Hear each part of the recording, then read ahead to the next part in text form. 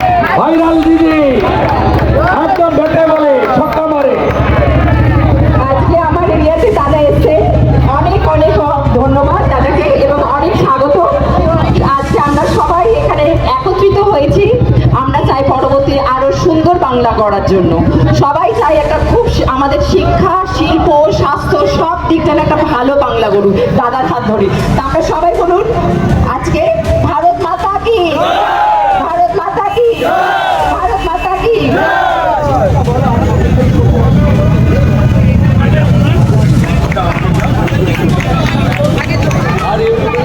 সুচিতা দি এদিকে, দিদি এদিকে তাকিয়ে।